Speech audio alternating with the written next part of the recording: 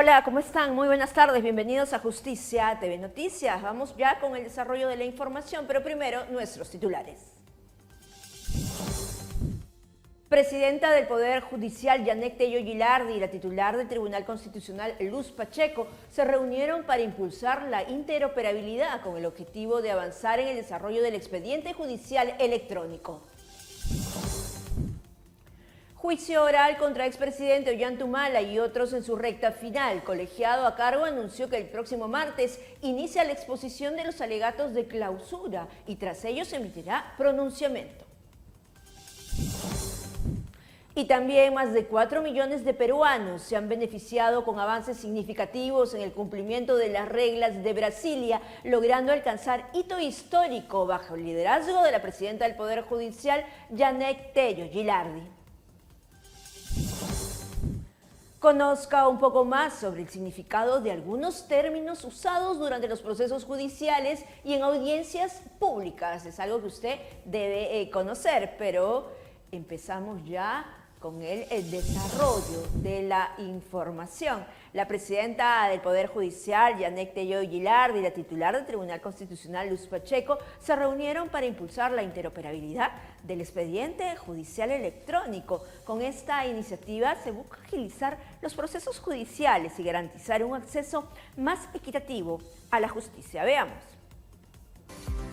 En un esfuerzo por mejorar la eficiencia y la transparencia del sistema judicial, la presidenta del Poder Judicial, Yanek Tello Gilardi, se reunió con la titular del Tribunal Constitucional, Luz Pacheco Serga, en el Palacio de Justicia.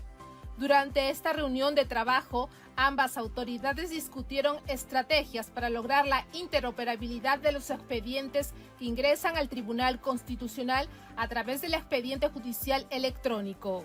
La máxima autoridad resaltó la importancia de modernizar los procesos para garantizar el acceso efectivo de todas las personas a la justicia. La propuesta que vamos a trabajar es la interoperabilidad de expedientes que se dan inicio en el Poder Judicial y que van a ir a la competencia del Tribunal Constitucional de una manera digitalizada, de tal manera que la justicia va a ser mucho más célere y sobre todo en la línea, como digo, del uso de las tecnologías que permiten esta transformación que tanto demanda la ciudadanía. Por su parte, la presidenta del Tribunal Constitucional, Pacheco Serga, respaldó esta iniciativa propuesta por la presidenta del Poder Judicial. Si todo es digital, se ahorra mucho tiempo, dinero, y hay mayor acceso de parte de la ciudadanía y también de los magistrados y de todos los asesores a los expedientes y podemos resolver con mayor prontitud todas las causas. Desde el año pasado, ambas instituciones cuentan con un convenio que se busca fortalecer mediante una adenda. Dentro del marco del convenio tenemos esta vinculación, este trabajo conjunto. Sí haremos algunos pequeños ajustes a través de una adenda que prácticamente estará lista la próxima semana y asimismo lo daremos a conocer en este trabajo, como digo, conjunto, comprometido por la justicia en nuestro país. Con esta propuesta, el Poder Judicial reafirma su compromiso de hacer de la justicia un proceso más ágil y accesible para todos y todas. El objetivo es lograr una justicia más célere tanto por la labor que pueda realizar el Poder Judicial como nosotros, y para eso requerimos la digitalización de todos los expedientes, llegar a una etapa en que todo pueda ser informatizado. Y yo tengo que agradecer la iniciativa de la doctora Tello de aceptar la propuesta que le hice de ponerle objetivos claros a este convenio marco que teníamos, y hoy día ha sido una reunión muy provechosa. Bien, y ahora les contamos que el Poder Judicial está a la vanguardia con las 100 reglas de Brasilia que busca el acceso a la justicia. Bajo el liderazgo de Yanek Tello Gilardi se ha logrado un hito histórico. Más de 4 millones de peruanos se han beneficiado con avances significativos en el cumplimiento de las normas a nivel internacional. Los detalles en la siguiente nota. Me gusta porque ayuda a muchas mujeres ese servicio a orientarse cada vez más sobre el Poder Judicial. Y muy bueno para nosotros mayormente que no tenemos a veces los recursos y ya que todos nos están dando gratuito acá. Millones de peruanos que antes no tenían voz, hoy pueden hacer oír sus demandas, gracias al trabajo incansable de nuestros jueces y juezas del Poder Judicial. Hemos logrado, por lo tanto, avances significativos en el cumplimiento de las 100 reglas de Brasilia, que establecen la necesidad de acercar la justicia a los más débiles, beneficiando a más de 4 millones de personas a nivel nacional entre los años 2017 a 2024. Recordemos que las 100 reglas de Brasilia representan un marco esencial para que los sistemas judiciales de Iberoamérica construyan un modelo de justicia más humano, accesible y equitativo. Al adoptar estas normas, los países se comprometen a fomentar un entorno donde todas las personas, independientemente de su situación, puedan ejercer sus derechos y acceder a la justicia de manera efectiva. Gracias a la Comisión de Acceso a la Justicia y el cumplimiento de estas reglas, estas personas han visto protegidos sus derechos. La Comisión de Acceso a la Justicia de Personas en Condición de Vulnerabilidad ve al Poder Judicial y a sus diferentes instancias realizar una serie de esfuerzos para poder llegar a la justicia precisamente de las personas más vulnerables. Nos estamos refiriendo a los más pobres, a los que tienen lenguas diferentes, culturas diferentes, dialectos diferentes y sobre todo falta de servicios, es decir, una serie de carencias que precisamente las 100 reglas de Brasilia contemplan como personas en condición de vulnerabilidad. Se han implementado programas como el Sistema de Alerta Judicial para adultos mayores y personas con discapacidad, y se ha capacitado a cientos de orientadoras judiciales para atender a mujeres víctimas de violencia. La justicia itinerante, implementada desde el 2019, ha logrado resultados significativos.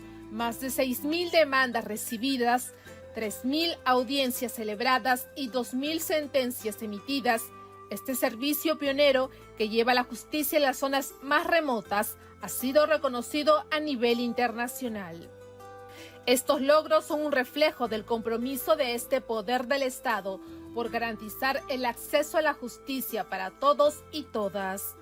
Durante mi gestión implementaré las unidades orgánicas de reglas de Brasilia, que se enfocará en el acceso a la justicia para personas en situación de vulnerabilidad, así como las unidades de justicia de género, y impulsar el trabajo de la Unidad de Integridad Judicial.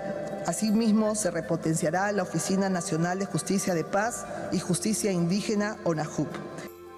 Con estas acciones, el Poder Judicial reafirma su compromiso de garantizar el acceso a la justicia para todos y todas, especialmente para aquellos en situación de vulnerabilidad. El programa de acceso a la justicia continúa trabajando incansablemente para construir un país más justo y equitativo.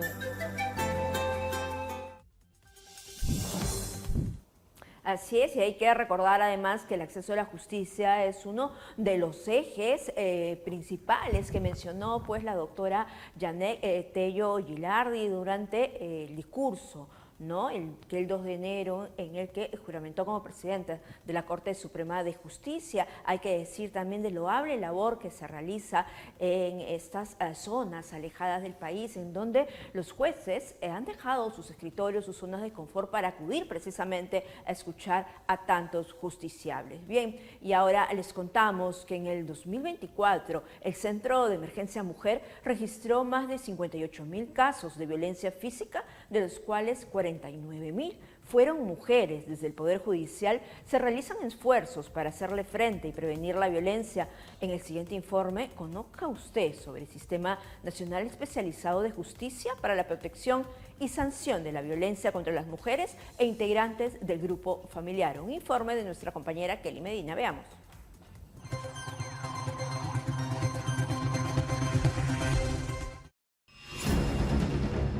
La violencia en todas sus formas cada día cobra más víctimas.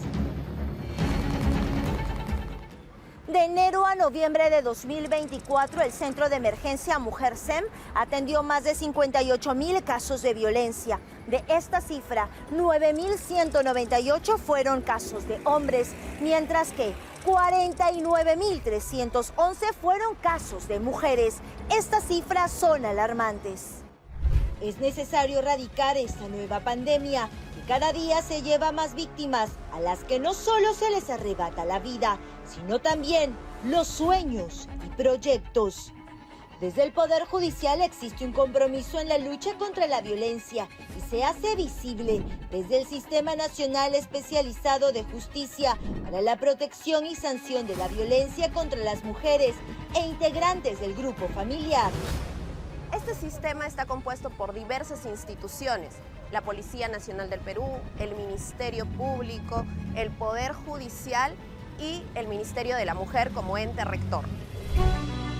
Creado desde el 2019 en el marco de la Ley número 30364, en este sistema se atiende de forma célere delitos de violencia sexual en sus diferentes tipos, lesiones, feminicidios, entre otros. Aquí el sistema judicial reacciona ante el riesgo de agresiones leves, moderadas o graves, en un plazo de 24, un máximo de 48 horas en casos de riesgo leve.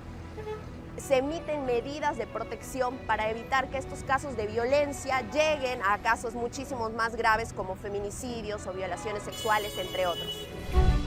Pero a la fecha solo está implementado en 8 distritos judiciales, que son Arequipa, Ancash, Cusco, Junín, Lima Este, Lima Norte, Callao, Puente Piedra y Ventanilla. Tienen SNEG. Aún faltan 26 distritos judiciales. El Ministerio de la Mujer en su momento, en el año 2019, emitió un cronograma con el objetivo que el sistema sea implementado en los 34 distritos judiciales. A raíz de este caso emblemático de violencia contra niñas Aguajún en la región de Amazonas, se emitió un nuevo decreto supremo actualizando este cronograma de implementación, haciendo alusión que esto se va a implementar hasta el año 2028 aproximadamente, y en el año 2025 implementarse en 6 distritos judiciales. Nuevamente, hace unos días sale la ley de presupuesto y es lamentable ver que esta intención que ha quedado en este decreto supremo no se plasma en un mayor presupuesto o en un presupuesto adicional para la implementación de estos distritos judiciales. En el Sistema Nacional Especializado de Justicia para la Protección y Sanción de la Violencia contra las Mujeres e integrantes del grupo familiar, se tiene una justicia especializada con enfoque de género. Juezas y jueces y personal jurisdiccional y administrativo trabajan con sensibilización. No es una justicia fría, es una justicia oportuna y con perspectiva en la víctima, enfocada en darle una reparación integral. En consecuencia, donde no hay SNEG, los casos son mucho más retrasados, hay más casos de revictimización y el principal perjudicado o perjudicada es la víctima. En el año 2023 se dieron más de 72.000 medidas de protección. De enero a octubre de 2024, más de 53.000 medidas para víctimas de violencia. Se ve a raíz de esta estadística que los distritos donde funciona el SNEG, en donde más violencia hay, es Lima Norte, Lima Este y Arequipa. En el Sistema Nacional Especializado de Justicia para la Protección y Sanción de la Violencia contra las Mujeres e integrantes del grupo familiar, no solo se le da protección a la víctima, sino también se sanciona con sentencias ejemplares al agresor. Las víctimas, antes de tener lesiones graves a sus bienes jurídicos como su vida, su integridad física, su integridad sexual, pueden acudir a las diferentes instituciones que funcionan en el SNEG para emitir en un marco no mayor a 24-48 horas medidas de protección que están directamente relacionadas a salvaguardar su integridad y su vida. El Poder Judicial rechaza todo acto de violencia. Se combate desde el Sistema Nacional Especializado de Justicia para la Protección y Sanción de Violencia contra las Mujeres e integrantes del grupo familiar. con una justicia accesible, una justicia rápida.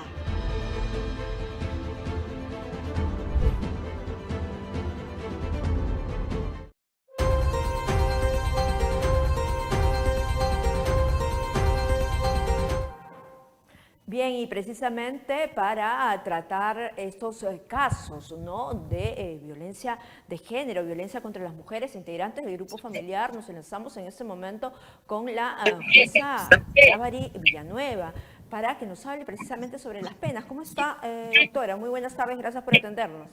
Buenas tardes con todos, muchas gracias por la invitación. Escuchábamos precisamente en el informe anterior la cantidad de medidas de protección que se han dictado, los casos que acuden precisamente a estos centros de emergencia mujer y las sentencias que se están dando. Al parecer los casos van en aumento, sin embargo queríamos saber, ¿no?, ¿cuál es, digamos, es el diagnóstico que se está haciendo desde el Poder Judicial para hacer frente a esta situación y, por supuesto, para sancionar drásticamente? Desde el Poder Judicial también nos encontramos en la lucha contra este mal, ¿no?, que aqueja a la sociedad, que es la violencia contra la mujer y también contra los integrantes del grupo familiar. Parte de este diagnóstico que se evidencia en las estadísticas es el incremento de las sentencias que se emiten con medidas de protección a favor de las personas que son víctimas de los delitos relacionados a agresiones físicas, psicológicas, sexuales, que atentan contra la vida de estas mujeres. Entonces, lo que vemos aquí también es una perspectiva de género también en la emisión de las decisiones judiciales. Lo que se procura es la prevención de la comisión de estos delitos a través de medidas que se implementan, medidas de protección a través del uso del botón de pánico, a través de la cual la víctima puede dar reconocimiento oportuno si es que su agresor se está acercando o aproximando a ella y con ello poder evitar este tipo de hechos. Sin embargo, recordemos que cuando ya el hecho se comete, esta acción configura un delito que se encuentra comprendido en nuestro Código Penal, que puede ir desde las agresiones psicológicas, físicas, sexuales, hasta su versión más grave, que es la del feminicidio. Hechos que, por la naturaleza y las circunstancias en las que son cometidos, son sancionados con penas graves. Entonces, lo que vemos aquí es una lucha conjunta, ¿no?, de las entidades para poder combatir a nivel judicial, ¿no?, y también como parte de la política criminal de nuestro país, este delito que se vincula pues a la violencia de género. ¿Qué es lo que hacer en un primer momento, ¿no?, cuando una mujer es víctima, por ejemplo, de una agresión física? Hay que tener en cuenta que para muchos la agresión física pues no es igual, para muchas mujeres, quiero decir. Sin embargo, ¿cómo se configura, digamos, este tipo de delito, sobre todo para las mujeres que son víctimas de los mismos y acuden a una comisaría? En más de una ocasión hemos visto a través de los medios de comunicación que las denuncias no son aceptadas. Entonces es necesario que se sepa cuál es la ruta para que finalmente estos delitos sean sancionados. En casos cuando una persona es víctima de alguno de estos delitos, puede acudir a su comisaría más cercana, a donde se encuentre, o también a la fiscalía para hacer reconocimiento del hecho. Recordemos que incluso con esta visión se encuentra la entidad que es el Ministerio de la Mujer, que acompaña a la víctima en todo este proceso. El acompañamiento implica incluso pues una contención psicológica, emocional, ¿no?, de primera mano, les brindan asistencia legal. Con este acompañamiento incluso pueden ir a estas entidades, presentan o hacen de conocimiento el hecho con una denuncia y se apertura, ¿no?, el aparato estatal para poder brindar medidas de protección a la víctima. Recordemos que la víctima es una persona, ¿no?, que participa de este proceso, pero también constituye una fuente que brinda toda la información con relación al hecho. Entonces, el relato que brinde, las circunstancias de cómo se cometió, qué se utilizó, quienes estuvieron presentes, va a ser importante porque todo ello va a constituir elementos de prueba que en su oportunidad van a ser valorados. Para que, en caso de haberse cometido algún tipo de agresión psicológica, física, sexual, que atente contra la vida, contra la integridad, entonces pueda llegar a una sanción. El canal entonces es lo primero, acercarse a una comisaría para poder poner la denuncia.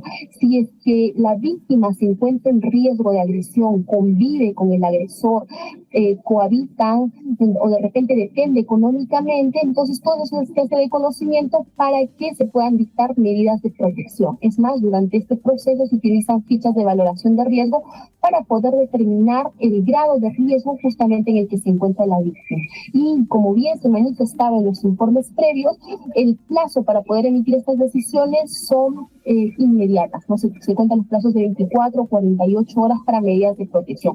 Pero ya cuando nos encontramos a nivel de una investigación penal, entonces vamos a pasar por lo que es un proceso, donde va a haber una fase para poder recabar las pruebas, para que los testigos puedan venir a declarar, para que las partes puedan aportar, todo aquello que pueda acreditar lo que manifiesta. Y con ello ya se puede emitir una decisión de fondo. ¿Y cuáles son las sanciones, digamos, para la autoridad, digamos, o policías que algunas veces lamentablemente hemos escuchado que no reciben la denuncia a una víctima de violencia? En este caso, toda autoridad policial o fiscal, ¿no?, que se encuentre de turno en ese momento está pues en la obligación de recepcionar este tipo de noticia criminal. Entonces, en caso no llegara a efectuar dicha función que se establecía, pues se encuentra sometido al régimen disciplinario de su institución, pero también al régimen penal por omisión de función, ¿no? Están omitiendo una función de la cual se encuentran obligados.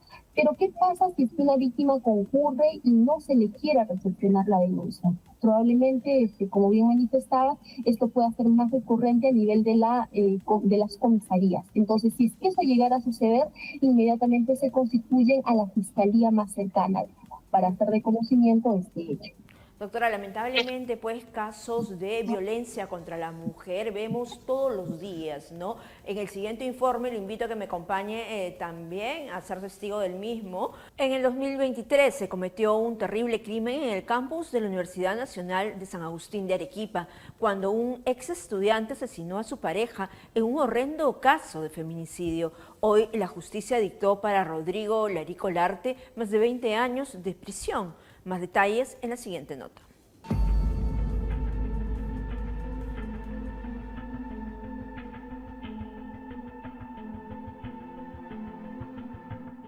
En consecuencia, le imponemos la pena de 20 años y 8 meses de pena privativa de libertad efectiva, que cumplirá en el establecimiento penitenciario que el INPE determine, por el que disponemos la ejecución inmediata de la presente condena, la misma que se computará desde el día de su detención, esto es desde el 27 de noviembre del año 2023 hasta el 28 de mayo del año 2044.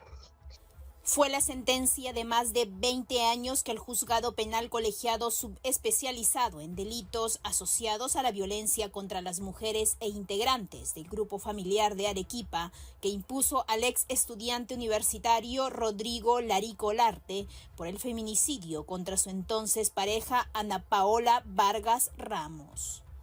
El colegiado, integrado por las juezas Miriam Vilca Juárez, Grisley Herrera Claure y Ángela Flores Flores, concluyeron que el crimen se perpetró en un contexto donde el imputado mantuvo un rol dominante y de abuso de poder.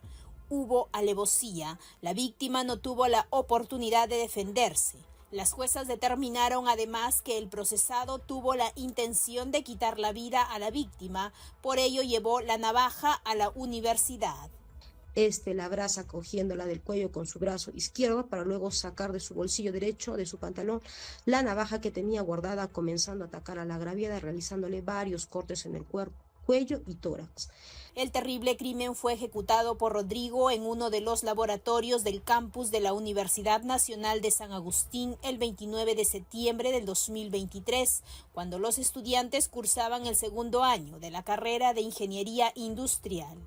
Durante su relación tenían muchas discusiones por los celos constantes de Rodrigo hacia su enamorada. Incluso cuando Ana Paola le decía a Rodrigo que le gustaba como expuso uno de sus compañeros de salón y le decía qué bueno y ya no le hablaba por breves periodos. Por unanimidad, las magistradas determinaron la responsabilidad penal del imputado, luego de valorar un total de 58 elementos probatorios debatidos en el juicio oral. Asimismo, dispusieron que el ex estudiante, que al momento de cometer el crimen tenía 18 años, pague una reparación civil de 415.125 soles a favor de los deudos de la parte agraviada. El colegiado aplicó la responsabilidad restringida conforme al Acuerdo Plenario 1-2023 por la edad del imputado. Se conoció que la familia de la agraviada apelará la sentencia. Bien, hemos visto, doctora, no esto es solamente uno de los casos, de los miles de casos que lamentablemente pues vemos constantemente. Sin embargo, ya es común la violencia no solamente entre personas adultas, sino entre bastante jóvenes, universitarios, adolescentes, ¿no? Que lamentablemente terminan agrediendo a mujeres que se convierten pues en víctimas. Lo hemos visto en esta ocasión lamentable que hemos repasado hace unos instantes, también en otras casas de estudios, muy lamentable que pues terminan lamentablemente con la persona sin vida, ¿no? Con la víctima sin vida. ¿Qué es lo que se está haciendo para hacer frente también a estos problemas de salud mental entre jóvenes, ¿no es cierto? Porque las sanciones y las penas son implacables. Sin embargo, pues, ¿cómo se está trabajando para prevenir, ¿no? Que es tan importante que muchas veces parece que se deja de lado. Correcto, justamente como en el caso que se ha podido apreciar, pues es una manifestación de la violencia más grave, que en este caso pues es el feminicidio, realizado ¿no? por una persona de la confianza de la víctima, quien bajo esa confianza pues es que comete este hecho. Y ahí la configuración, conforme hemos podido ver, de las agravantes, incluso se menciona de la alevosía. Entonces podemos ver que en estos casos en específico se encuentra tipificado el hecho bajo la figura del delito de feminicidio, que se encuentra contemplado en el artículo 108b del Código Penal. Y las penas, en su modalidad más mínima, se encuentran con no menor a 20 años, a medida de que, de acuerdo a las circunstancias y grado de vulnerabilidad de la víctima, que se puede identificar en el hecho, estas penas van a irse incrementando incluso hasta la cadena perpetua. Pero advertimos que, por ejemplo, en este caso, la persona que comete el hecho es una persona que se encuentra dentro de una responsabilidad restringida. ¿Qué significa ello? Que el rango de edad que se encuentra es entre los 18 y los 21 años. Entonces, en estos casos hay cierta adecuación de la pena, pero resulta también importante el factor de intervención a nivel de prevención. Entonces, en este tipo de casos es necesario tener programas de intervención que puedan prevenir delitos de violencia contra la mujer. Y estos programas de intervención funcionan a nivel de control social, ¿no?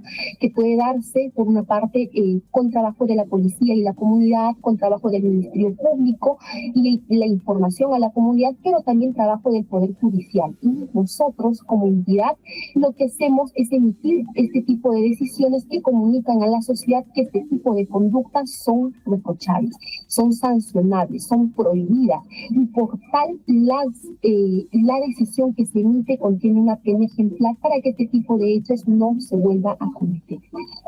A su vez, debemos de considerar que en este tipo de casos donde existe ¿no? de por medio el atentado contra la integridad física de la víctima, resulta no ser víctima únicamente la agraviada, en este caso la persona que perdió la vida, sino también los familiares que son afectados psicológicamente. Entonces, se requiere también un apoyo para ellos para que puedan lograrse la recuperación psicológica de la afectación que hayan sufrido por esta pérdida, ¿no? Y puedan con ello poder continuar con el desenvolvimiento de su vida bueno, luego de este hecho. Entonces, hasta aquí lo que podemos advertir es justamente ese enfoque de género que hay para poder proteger a la víctima, en el caso en específico, con relación a la agresión que ha sufrido, pero también un trabajo de proyección para que este tipo de hechos no se vuelva a repetir. Entonces, al tener, por ejemplo, en cuenta los grados de vulnerabilidad, lo que se hace es un trabajo a nivel interinstitucional de atención y protección a la víctima. Y la víctima no solamente directa, sino la víctima que comprenda a aquellos familiares, padres, madres, hermanos que se han visto afectados por esta pérdida. Ok, doctora, muchísimas gracias por atendernos esta tarde. Seguramente vamos a seguir conversando con usted más adelante. Muy amable. Bien, terrible estos casos. Nosotros, por supuesto, vamos a seguir abordando para seguir haciendo frente, además, la lucha de la violencia contra la mujer. Bien, y les contamos ahora que la Corte de Lima Sur dictó un total de más de 9.700 medidas de protección, beneficiando a víctimas de violencia en Villa El Salvador, Chorrillos y Huertos de Manchay. Veamos. La Corte de Lima Sur dictó un total de 9.704 medidas de protección durante el año 2024. Esta cifra refleja el esfuerzo del Módulo Judicial Integrado de Violencia contra las Mujeres e integrantes del grupo familiar. Estas medidas de protección se emitieron en el distrito de Villa El Salvador con 5.251 medidas, Chorrillos con 3.637 y Huertos de Manchay con 816. Estos datos muestran el impacto positivo de los módulos judiciales en la atención de casos de violencia, contribuyendo a una respuesta más eficiente y eficaz para las personas afectadas. El éxito de este trabajo se debe al esfuerzo conjunto de un equipo interdisciplinario que incluye jueces, asistentes sociales, psicólogos y personal administrativo. Este equipo ha sido clave en la implementación de respuestas oportunas y efectivas ante las situaciones de violencia. La titular de la Corte Superior de Justicia de Lima Sur, Hilda Piedra Rojas, destacó que la protección de los derechos de las víctimas es una de las principales prioridades de la institución. Además, reafirmó el compromiso de continuar fortaleciendo las capacidades de los módulos de justicia. Bien, es momento de hacer una pausa y volvemos con más información.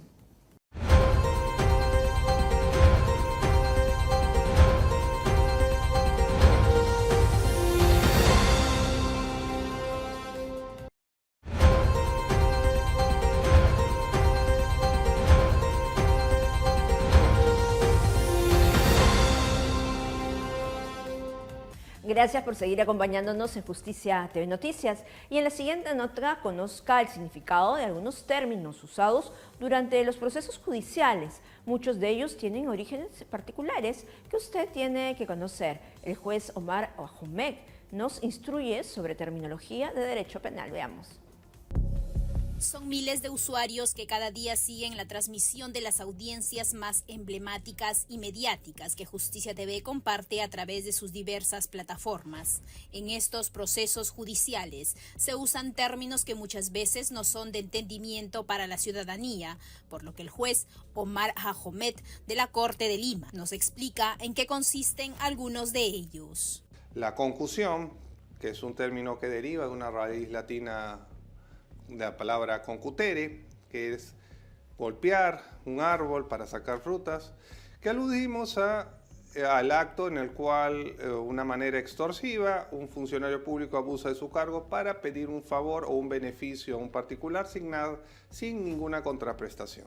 El delito de concusión difiere del cohecho, comúnmente conocido como coima o soborno, que es cuando un funcionario pide un beneficio, un donativo, a cambio de ofrecer una prestación. Así también tenemos la palabra peculado, que deriva de la raíz latina de pecunia, dinero, y que alude al funcionario que, aprovechándose de la custodia y administración de bienes del Estado, se beneficia con ellos. Entre los procesos judiciales que actualmente se ventilan en el Poder Judicial hay ex autoridades, funcionarios y personajes reconocidos que son investigados por el delito de lavado de activos. El magistrado Ahomed comenta sobre cómo se origina este término y el significado de este. Este es un término que deriva, por ejemplo, antiguamente de la palabra lavado, que antiguamente se asociaba que en los lugares donde se vendía opio, una manera de ocultar la venta del opio en el siglo XIX eran las lavanderías. Y es por eso que ese término se alude a este tipo de delito en el cual se busca ocultar o modificar o esconder dinero de origen delictivo. La colusión y negociación incompatible son delitos que pueden parecer similares, pero dentro del derecho penal, en la estructura de los términos forenses, cada uno es diferente.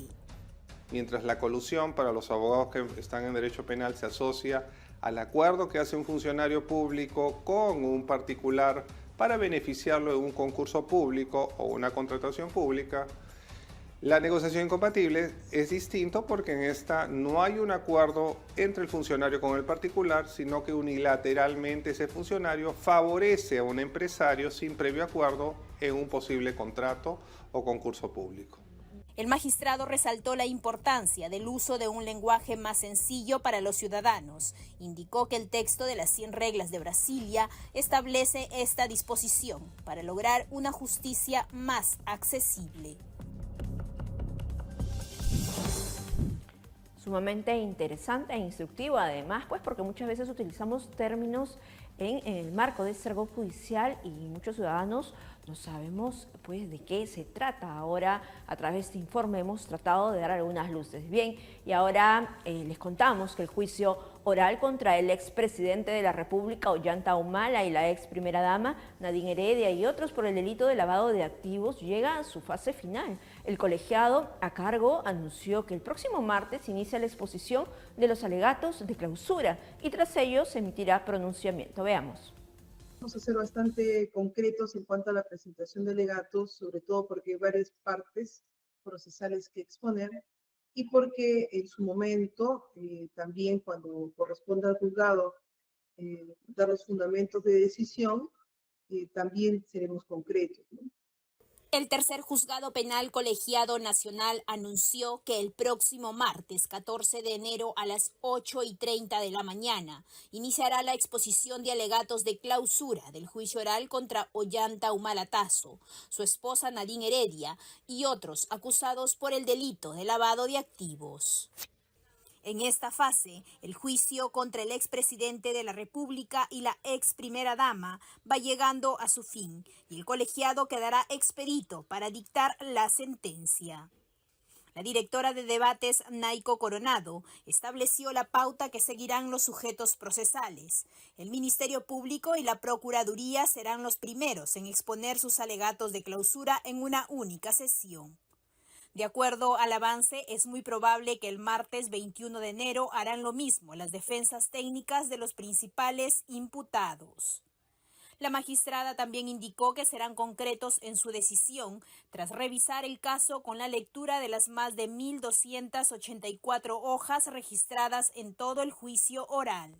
Agregó que continuarán trabajando hasta la quincena del mes de febrero, mes designado para las vacaciones judiciales.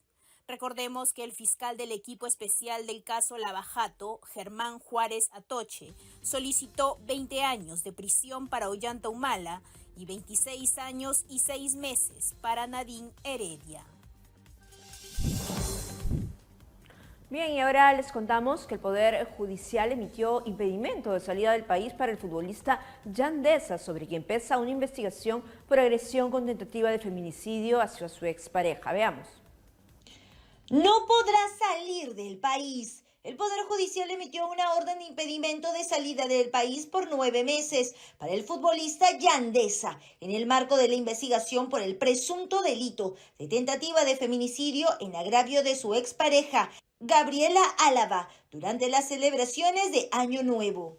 En la resolución emitida por el 13º Juzgado de Investigación Preparatoria de la Corte Superior de Justicia de Lima se lee: declarar fundado el requerimiento de impedimento de salida solicitado por el representante del Ministerio Público contra el investigado Jean Carlos Francisco Deza Sánchez y se ordena el impedimento de salida del país para el imputado.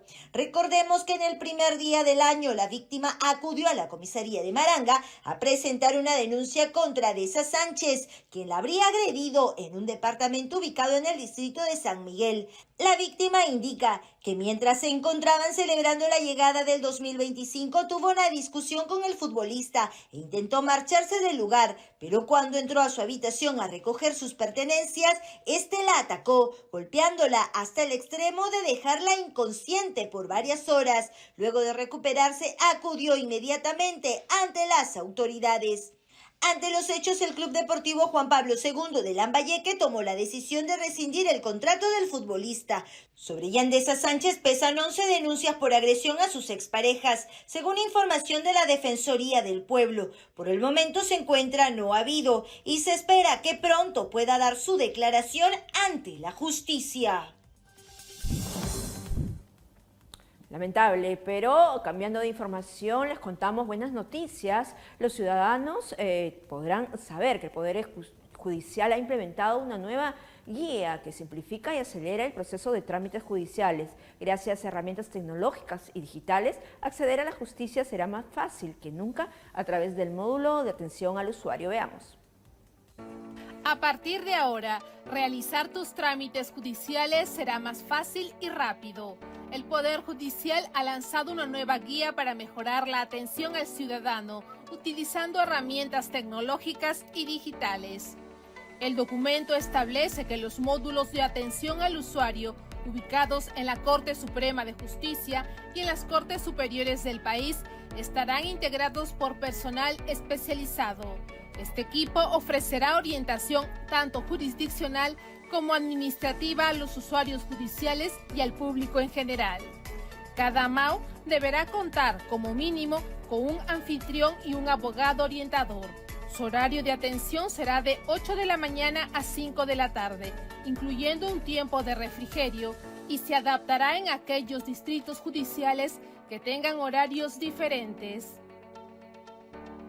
Un aspecto relevante es que el tiempo de espera promedio para los usuarios será de 7 a 15 minutos, dependiendo del flujo de ciudadanos. Además, se dará atención preferente a mujeres embarazadas, niños, adultos mayores y personas con discapacidad. La guía también detalla un proceso de atención que consta de 7 pasos, desde el saludo inicial hasta la finalización de la consulta, asegurando así una atención eficiente y amable. El anfitrión será el encargado de atender a los ciudadanos y brindarles información clara y oportuna, mientras que el abogado orientador validará la identidad del usuario y ofrecerá orientación sobre su situación judicial. Asimismo, se ofrecerá atención virtual, permitiendo a los usuarios realizar consultas y trámites sin necesidad de acudir físicamente a las sedes judiciales. Bajo la presidencia de Yanet Tello Gilardi, el Poder Judicial demuestra una vez más su compromiso por modernizar el sistema de justicia y acercarla a los ciudadanos. Estas innovaciones son un claro ejemplo de este compromiso. Así es, y por otro lado, sepa usted que el Código Penal contempla la pena de hasta 5 años de cárcel para los actos de crueldad contra los animales domésticos, como el sparring. El juez Walter Guayani nos habla más sobre este tema. Esta práctica asesina entre animales se ha vuelto común en nuestro país, pero pocos saben que el sparring está penado, así lo estipula el Código Penal. Se dedican a la competencia de pelea canina. Ese, por lo demás, no es un deporte, no es un acto ilícito, no está permitido en nuestro país. Por el contrario, las normas administrativas proscriben las peleas o competencias de pelea canina. Entonces, para llegar a un nivel específico, estos perros que participan en las peleas caninas son entrenados. Su empleo como carnada su empleo del perro para el entrenamiento de otro, está sancionado en el artículo 206A del Código Penal, que sanciona expresamente a quien comete actos de crueldad. El juez Walter Guayani Choquepuma, titular del Juzgado de Investigación Preparatoria Supraprovincial de la Corte Superior de Justicia de Lima, comentó que la pena puede ir hasta los 5 años de prisión. El artículo 206 del Código Penal establece una doble calificación. Inicialmente, quien comete actos de crueldad contra el animal será sancionado con una pena privativa de libertad no mayor de 3 años. Pero si como consecuencia de ello el animalito fallece, la pena será de 3 a 5 años de prisión, así como inhabilitación, y además se impondrá una reparación civil. En el caso que el animal resulte herido producto de esta actividad ilícita, la persona o personas que participen podrían recibir una condena de hasta 3 años de cárcel. Asimismo, pueden ser incluidas en este ilícito y ser condenadas hasta con 5 años de prisión las personas que participen como cómplices de estos actos de crueldad. Los dueños, los entrenadores, los veterinarios, los preparadores responderán como coautores, y si existe algún cómplice necesario, como por ejemplo el que los transporta, el que les da de comer a estos animales destinados a la competencia, o aquel que suministra a las mascotitas indefensas para el entrenamiento, si es que responde como cómplice primario, según el artículo 25, la pena será la misma pena prevista para el autor. Entonces, que no nos coja de sorpresa, porque podría parecer un acto trivial, un acto irrelevante, ir a sacrificar un perro, pero sepa la ciudadanía que sacrificar un perro es un delito. El Código Penal incluye la protección y bienestar de los animales, y todo acto de crueldad se sanciona. Así es, si usted sabe de personas desalmadas que maltratan pues a estos animalitos domésticos, que en muchos casos pues son integrantes ya de familias, denúncelo. Bien, gracias por acompañarnos, se nos ha ido el programa, los esperamos siempre por los canales 13.2 de señal abierta, 21 de Claro, 25.3 de Best Cable y 551 de Movistar TV. También en simultáneo por la Agencia Andina y 9 canales regionales aliados, además por las redes del Poder Judicial. Los dejamos con bellas imágenes de Sechura Piura. Vemos.